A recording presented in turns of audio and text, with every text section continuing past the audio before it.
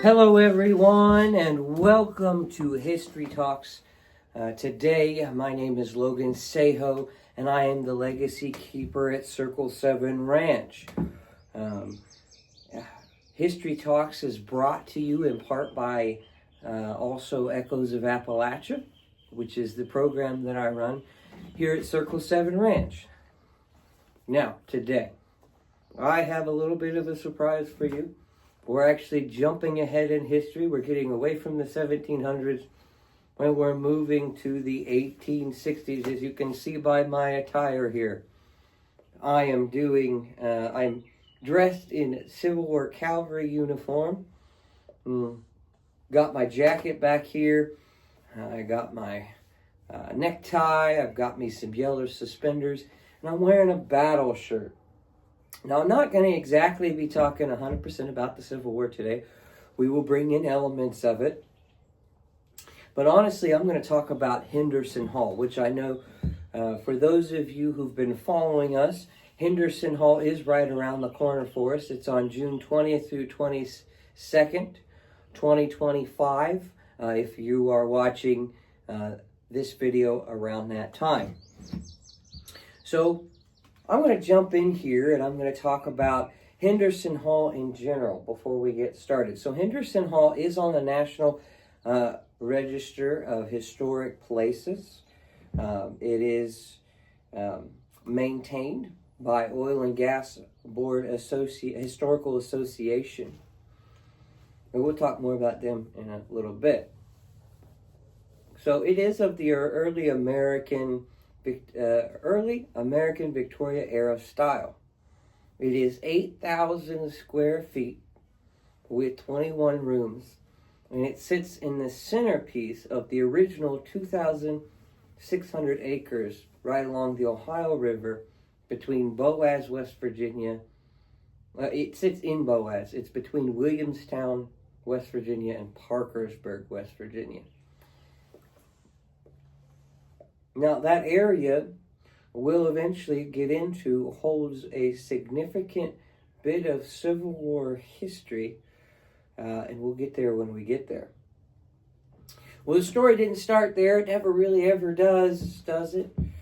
It begins back in the 1700s. A clan progenitor who was Scottish born, his name was Alexander Henderson Sr. And he arrived here in the States, in Virginia, in the 1700s. And he was serving in the House of Burgess at the time, which we will at some point do a video on the different houses here in America. But today is not that day. Some of his notable work in his life was he helped decide the boundary lines for Virginia and Maryland, where that would sit and what that would look like. He also was friends with a lot of the founding fathers, and he went on to be familiar with George Washington, and George Washington inevitably sold him the property that would eventually become Henderson Hall. While all of that is going on, he's making his business deals, he's working for the House of Burgess, and everything involved with that. He has 3 sons. Eventually, those sons grow old enough for him to send out, and 3 of them, mind you, send them out into the wilderness of what is now the Mid-Ohio Valley. They came in to survey, and they came to look, and eventually they came across the 2,600 acre tract to eventually build this big, beautiful plantation on. Now, another thing of note with Alexander Henderson and his sons, he helped foil the plot that Mr. Blennerhassett and Mr. Burr were doing not too far from them, right down the river from them on Blennerhassett Island.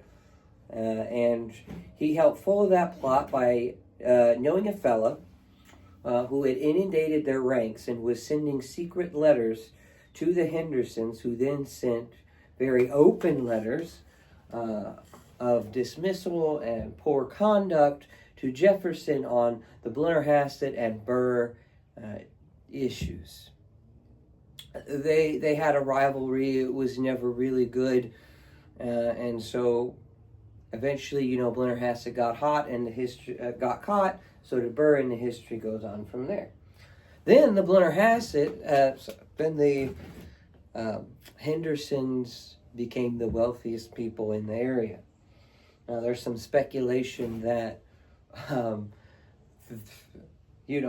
house wars went back then. The richest person was on top. You overthrow the richest person, you now have a lot of sway and power in your area. And a lot of that happened after the Blennerhassetts moved on. The Hendersons became very powerful in the Mid-Ohio Valley. Now, moving on from that,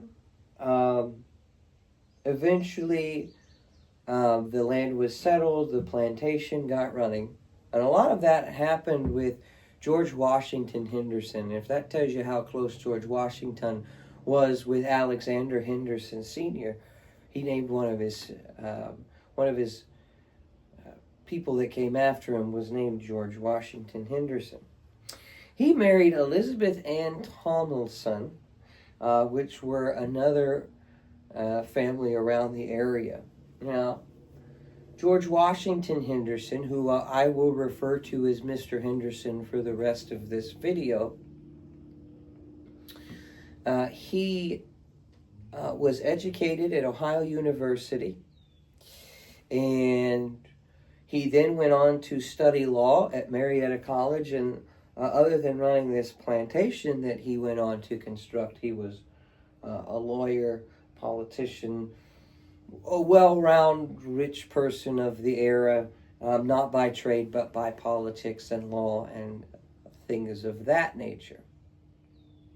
He also went on to serve at the 1861 Wheeling Convention.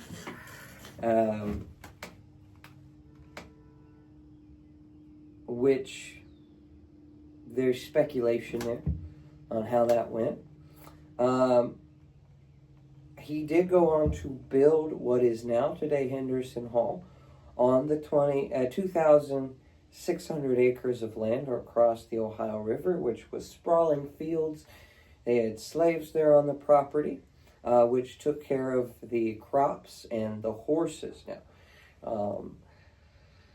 Henderson Hall was completed in 1859, so the Civil War was just right around the corner and just ready to erupt. But the biggest thing that Mr. Henderson was in was his horses. He was really big into Tennessee Walkers, and he had this huge old barn that you can go and still see the foundation of. It was massive for its time. And he housed prize horses with pure bloodlines, and he would race those horses and show those horses, and they got a lot of money off of it. One little problem, though. Shortly after the Civil War, the barn burnt, and a lot of their prize stock went with it. Now, they went on to attempt to rebuild it a couple of times, but things just kept happening to eventually where the Hendersons were like, this is enough. We are not doing this anymore, and we're calling it quits. And they got rid of what was left of all of their horse stuff. If you go to the museum today, they have an entire room dedicated to the horses because that was their biggest thing. Now, the grounds. Now we're going to shift a little bit here. And we're going to talk more about the tourism aspect of it. If you have any questions more about the history, please let me know in the comments below, and I will get into it. I know that this is History Talks, but we're kind of, we're going to do a blend of history and tourism. Now, eventually, the mansion was lived in by the Henderson family for quite some time, well into the 1900s, but eventually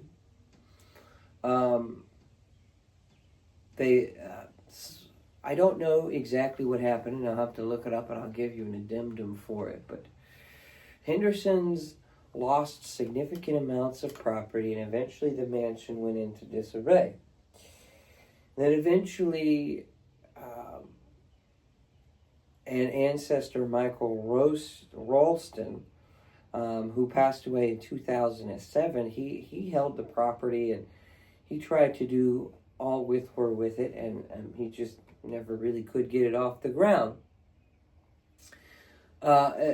Eventually, the Oil and Gas Historical Association, which I am a part of, and I sit on that board, as well as my duties at Circle 7, went on to, it was bequeathed to them, and they picked it up. And they started some major renovations. It's gone through two, I would say more restorations. I wouldn't even say renovations. It went through massive restorations. They've done a lot of detailed preservation work with it to keep it in such a beautiful and refined state. And here's a lot of the other stuff that goes on with the property.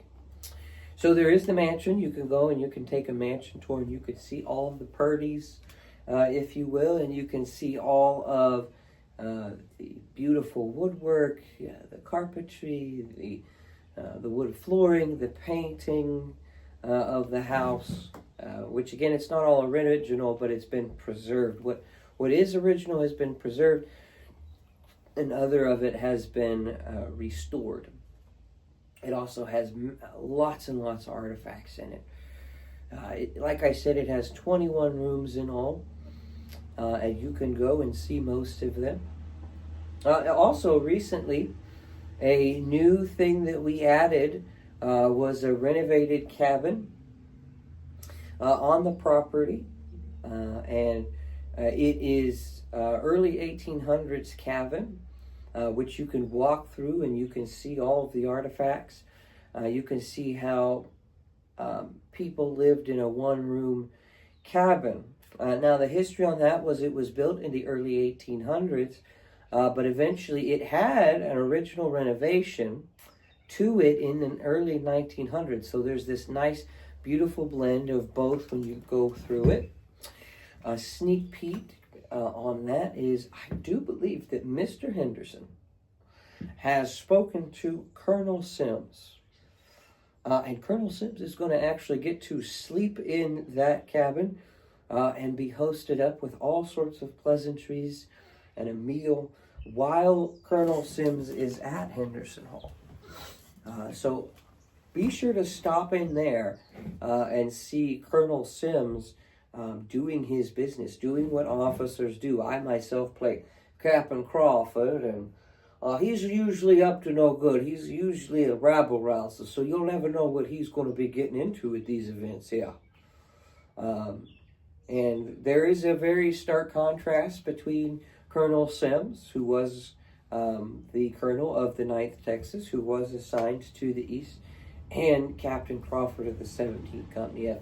And if you stick around long enough, you will see them sometimes have strong disagreements on things because they are starkly different men from that period.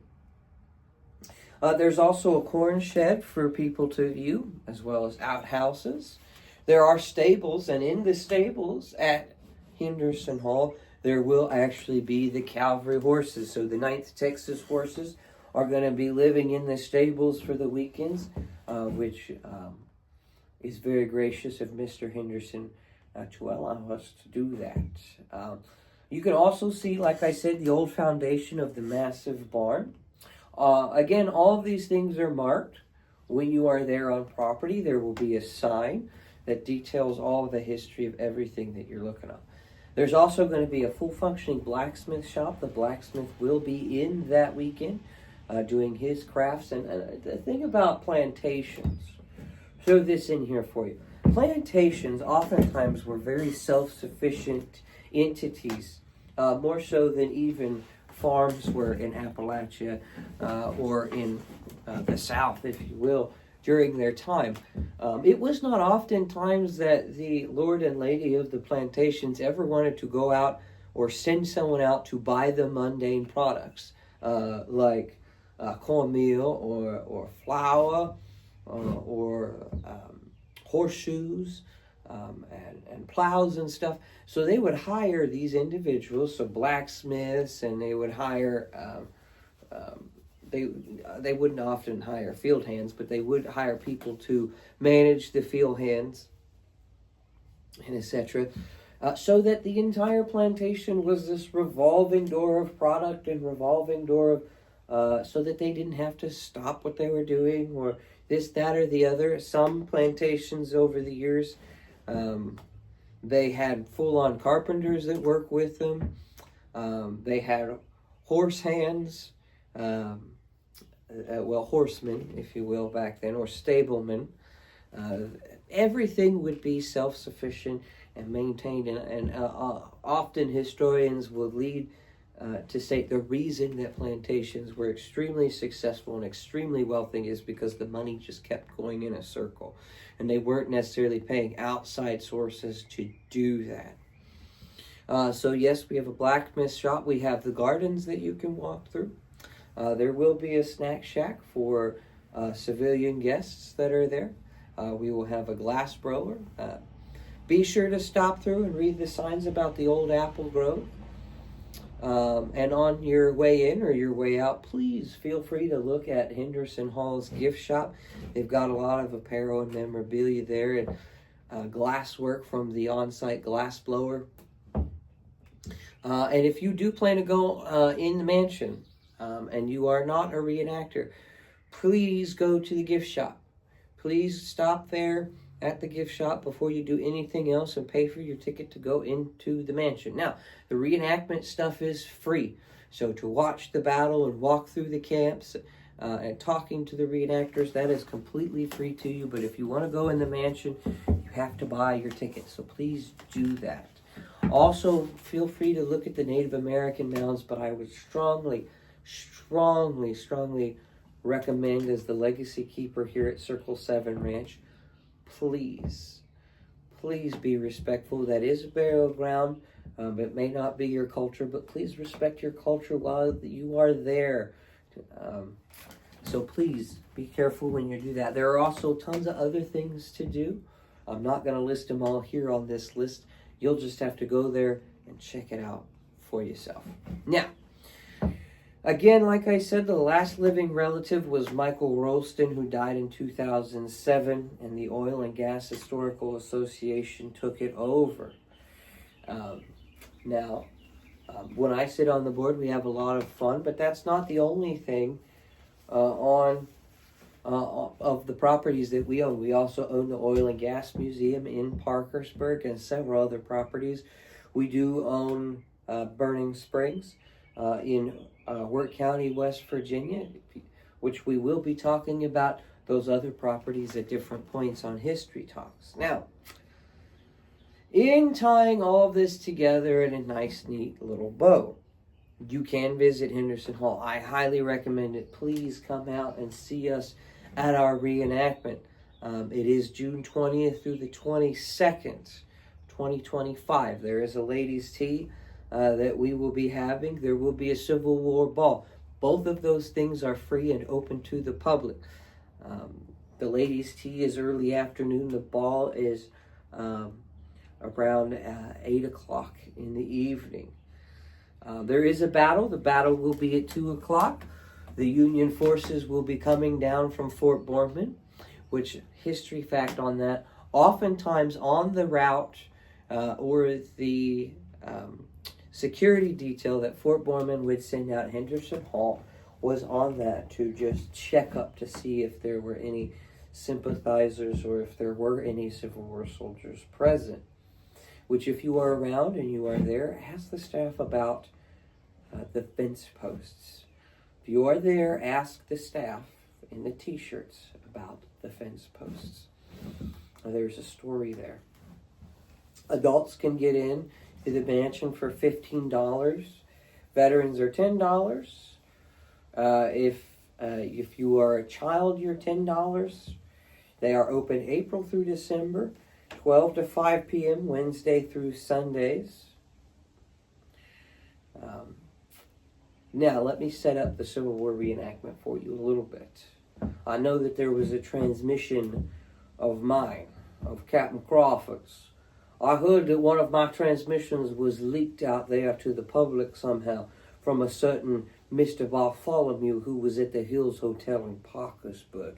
If you see this, please let me know in the comments of that community post that you have seen this. For I am not happy that it has slipped through the cracks, everyone. My elite spy network, which I have had and fought for many years to be so elaborate, has somehow, there's a mole on the inside. Now, I will tell you that Colonel Sims and General Morgan are trying to find a way across the river, and it's been my task to find a safe way across the river. The reason that we will be at Henderson Hall, for all of you who have seen that correspondence, is because Hendersons have been such graceful hosts to us. Now, the Colonel is ecstatic to finally be meeting with some real Southerners other than my rabble rouse himself. He finally gets to have some simple but elegant accommodations instead of hearing me snoring all night on the trail. We will be crossing over. All these that are out there, we will be crossing over. And if there are any Union patrols, we will probably engage now. You beware that. We will be engaging. All right, enough of that. If you have any questions or comments, please leave them below. I will answer them. If I get enough questions asked, I will do an entire video where I go through questions and I answer those said questions. If I don't know the answer to a question, when it is listed below, I will go and I will look it up and I will find the answer for the person who listed it below. If you want to get into reenacting as a Civil War reenactor or as a colonial reenactor, please reach out below and we will help you figure that out here at Circle 7 Ranch. I might eventually do a video on reenacting. It will not be a history talk, so it'll be something of its own breed. That's not the name of it. It would be its own standalone video. So thank you all for tuning in with me. And I hope that you all stay safe out there on life trails. You have a wonderful day. And always be still and know that He is God.